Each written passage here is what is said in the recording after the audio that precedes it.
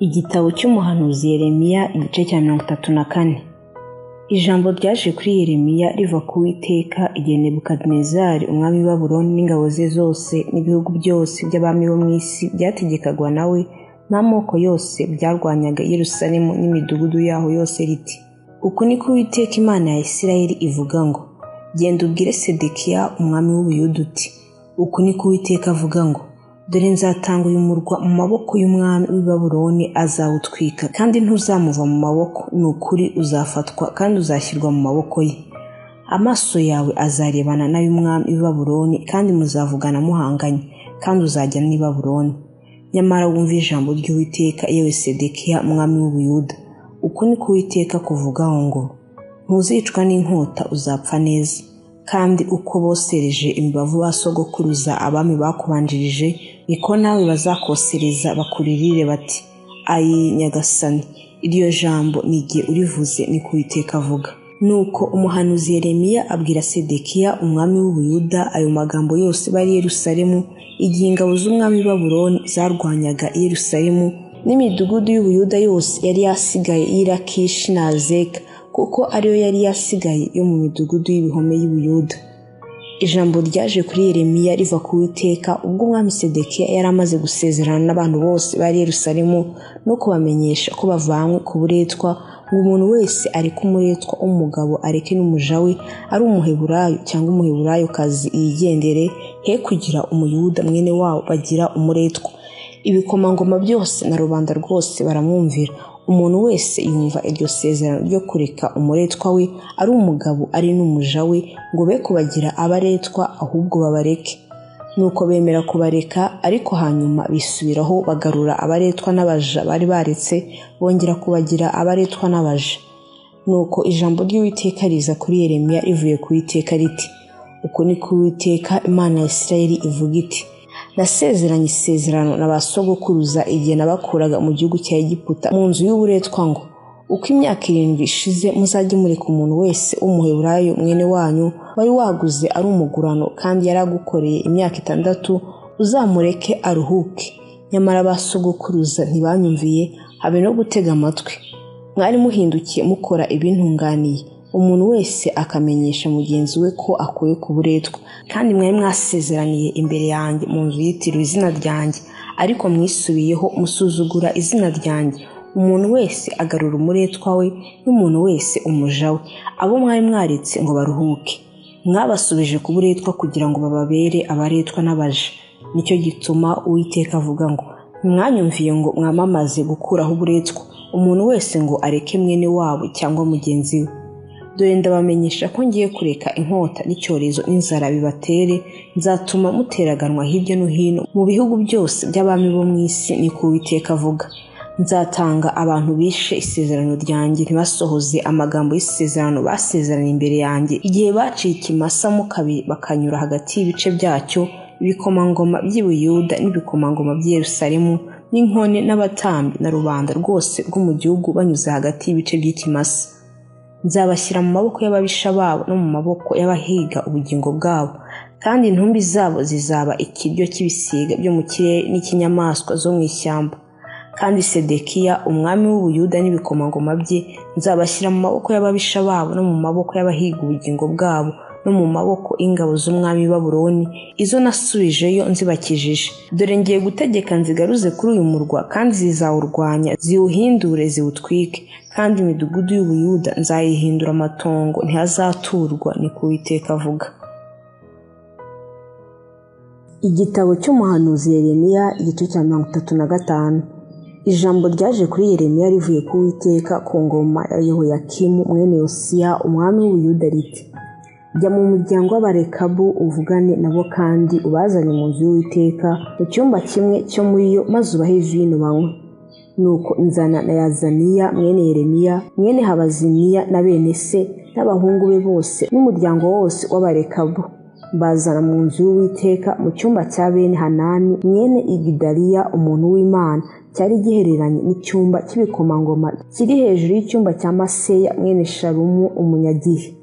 Maze ntereka imbere y'abahungu b'umuryango w'Abarekabu ibicuma byuzuyemo vino hamwe n'ibikombe, ndababwira nti nimunywe vino.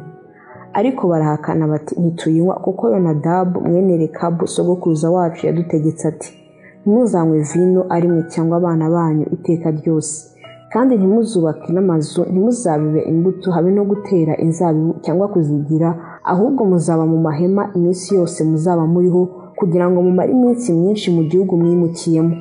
Natwe twumviye itegeko rya Yonadabu mwene Rekabu sogokuruza wacu ry'ibyo yadutegetse byose, kugira ngo tutanywa vino mu minsi yose, twe n'abagore bacu n'abahungu bacu n'abakobwa bacu, nitwiyubakire n'amazu yo kubamo. Nuko nta mizabibu tugira, nta n'imirima habe n'imbuto, ahubwo tuba mu mahema tukumvira tugakora ibyo sogokuruza wacu Yonadabu yadutegetse byose. Ariko igihe Nebukadinezari umwami wa Babuloni yateraga iki gihugu, twaravuze tuti nimuze tujye i Yerusalemu duhunge ingabo z'Abakaludaya, duhunge n'ingabo z'Abasiriya, nicyo gituma dutuye i Yerusalemu. Maze ijambo ry'Uwiteka riza kuri Yeremiya riti, ukuri k'Uwiteka Nyiringabo Imana ya Isirayeli ivuga ngo, genda ubwire abantu b'i Buyuda n'abatuye i Yerusalemu uti, mbese ntimuzemera kwigishwa ngo mwumvire amagambo yanjye? Amagambo ya Yonadabu mwene Rekabu ayo yategetse abahungu be ngo be kunywa vino yarasohojwe, kugeza na bugingo n'ubu ntibayinywa kuko bumviye itegeko rya sekuruza. Ariko jye navuganye namwe nkazinduka kare nkababwira, ntimurakanyumvira. Kandi nabatumyeho n'abagaragu banjye b'abahanuzi, nkazinduka kare nkabatuma nti nimugaruke, umuntu wese areke inzira ye mbi, mwihane imirimo yanyu, kandi mwe gukurikira izindi mana ngo muzikorere, niho muzaba mu gihugu nabahaye mwe na ba sogokuruza. Ariko ntimwanteze amatwi habe no kunyumvira. Mubonye bene Yonadabu mwene Rekabu basohoje itegeko sekuruza yabategetse, ariko ubu bwoko bwo ntibunyumvira. Nicyo gituma Uwiteka Imana Nyiringabo Imana ya Isirayeli ivuga ngo, dore ngiye guteza Ubuyuda n'abatuye Yerusalemu bose ibyago byose nabavuzeho, kuko navuganaga nabo ntibanyumvire kandi nabahamagara ntibitabe. Maze Yeremiya abwira ab'umuryango w'Abarekabu ati, uko ni ko Uwiteka Nyiringabo Imana ya Isirayeli ivuga ngo, kuko mwumviye itegeko rya sogokuruza wa Yonadabu, mugakomeza amategeko ye yose kandi mugakora ibyo yabategetse byose, nicyo gituma Uwiteka Nyiringabo Imana ya Isirayeli ivuga ngo, ntabwo Yonadabu mwene Rekabu azabura umwana wo kunkorera iteka ryose. Igitabo cy'umuhanuzi Yeremiya igice cya 36. Mu mwaka wa 4 wa Yehoyakimu mwene Yosiya umwami w'Ubuyuda, ijambo ryaje kuri Yeremiya rivuye ku Uwiteka riti, enda umuzingo w'igitabo ucyandikemo amagambo yose nakubwiye ngwanisha Isirayeli na Yuda n'amahanga yose, uhereye igihe navuganye nawe ku ngoma ya Yosiya kugeza ubu. Ahari ab'inzu ya Yuda bazumva ibyago byose ngambiriye kubagirira bibatere kugaruka, umuntu wese areka inzira ye mbi, kugira ngo mbone kubababarira igicumuro cyabo n'icyaha cyabo. Nuko Yeremiya ahamagara Baruki mwene Neriya. Baruki ahera ko yandika mu muzingo w'igitabo amagambo yose ava mu kanwa ka Yeremiya ayo Uwiteka yari yamubwiye. Maze Yeremiya ategeka Baruki ati, ndi imbohe simbasha kujya mu nzu y'Uwiteka. Nuko bari wowe ugenda usome amagambo Uwiteka yavugiraga mu kanwa kanjye akandikwa muri uwo muzingo, uyasomere mu matwi ya rubanda uri mu nzu y'Uwiteka ku munsi wo kwiriza ubusa, kandi uyasomere no mu maso y'Abuyuda bose bavuye mu midugudu yabo. Ahari aho kwinginga kwabo kwagera ku Uwiteka, umuntu wese akareka inzira ye mbi, kuko uburakari n'umujinya Uwiteka yahanuriye ubwoko bikomeye. Nuko Baruki mwene Neriya abigenza nk'uko umuhanuzi Yeremiya yabimutegetse byose, asoma amagambo y'Uwiteka yanditswe mu gitabo, ayasomera mu nzu y'Uwiteka. Maze mu mwaka wa 5 wa Yehoyakimu mwene Yosiya umwami w'Ubuyuda, mu kwezi kwa 9, abantu b'i Yerusalemu bose n'abantu bose bari baje Yerusalemu bavuye mu midugudu y'Ubuyuda bihakwiriza ubusa imbere y'Uwiteka. Baruki ahera ko asoma mu gitabo amagambo ya Yeremiya ari mu nzu y'Uwiteka, mu cyumba cya Gemariya mwene Shafani w'umwanditsi mu nkike yo haruguru, mu irebe ry'umuryango mushya w'inzu y'Uwiteka, ayasomera imbere ya rubanda rwose. Nuko Mikaya mwene Gemariya mwene Shafani yumvise amagambo y'Uwiteka yose yanditse mu gitabo, ahera ko aramanuka ajya mu ngoro y'umwami mu cyumba cy'umwanditsi, asanga ibikomangoma byose ariho byicaye, Elishama umwanditsi na Delaya mwene Shemaya na Elunatani mwene Akibori na Gemariya mwene Shafani na Sedekiya mwene Hananiya n'ibikomangoma byose. Maze Mikaya abamenyesha amagambo yose yumvise ubwo Baruki yasomaga igitabo akumvisha rubanda. Maze ibikomangoma byose bituma Yehudi mwene Netaniya mwene Sheremiya mwene Kushi kuri Baruki bati, enda umuzingo wasomeye mu matwi ya rubanda uze witabe.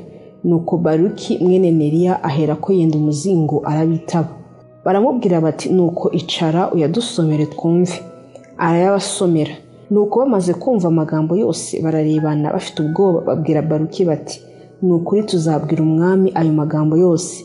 Maze babaza Baruki bati, tubwire uko wanditse ayo magambo yose Yeremiya yakwandikishije.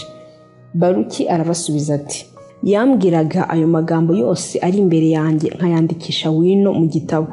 Ibikomangoma bibwira Baruki biti, genda wihishe wowe na Yeremiya hatagira umuntu umenya aho muri. Maze basanga umwami mu gikari, ariko umuzingo bari bawushyize mu cyumba cya Elishama umwanditsi, babwira umwami amagambo yose. Nuko umwami atuma Yehudi kuzana umuzingo awukura muri icyo cyumba cya Elishama umwanditsi, maze Yehudi awusomera umwami n'ibikomangoma byose byari bihagaze iruhande rw'umwami. Umwami yari yicaye mu nzu y'itumba, hari mu kwezi kwa 9, hari umuriro wakaga mu ziko imbere ye. Yehudi amaze gusoma ibisate 3 cyangwa 4, umwami abicisha icyuma bijugunya mu muriro wo mu ziko, abigenza atyo kugeza ubwo umuzingo wose washiriye mu muriro wo mu ziko. Kandi ntibyabatera ubwoba, ntibatanyagura n'imyambaro yabo, ari umwami habe n'abagaragu be bumvise ayo magambo yose. Nyamara Elunatani na Delaya na Gemariya bari binginze umwami ngo ye gutwika umuzingo, ariko ntiyabakundira. Maze umwami ategeka Yerameli umwana w'umwami na Seraya mwene Aziriyeli na Sheremiya mwene Abuderi gufata Baruki umwanditsi n'umuhanuzi Yeremiya, ariko Uwiteka yarabahishe. Umwami amaze gutwika umuzingo n'amagambo Baruki yari yanditse uko yavuga mu kanwa ka Yeremiya, ijambo ry'Uwiteka riza kuri Yeremiya riti, ongera wende undi muzingo uwandikemo amagambo yose yari mu muzingo wa mbere, uwo Yehoyakimu umwami w'Ubuyuda yatwitse. Na Yehoyakimu umwami w'Ubuyuda umuhanurira uti, uku niko Uwiteka avuga ngo, watwitse wa muzingo kandi urabaza uti, kuki wanditsemo ngo nukuri umwami Babuloni azaza kurimbura iki gihugu kandi azatuma abantu n'amatungo bishiraho?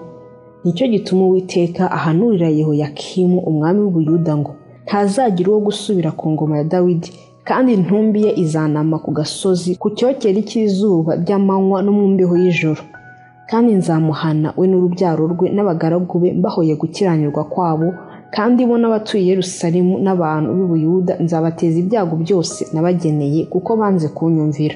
Maze Yeremiya yenda undi muzingo awuha Baruki w'umwanditsi mwene Neriya, awandikamo amagambo yose uko yavaga mu kanwa ka Yeremiya, ayari yanditswe mu gitabo Yehoyakimu umwami w'Ubuyuda yatwitse, kandi yongeraho andi magambo menshi ahwanye nayo.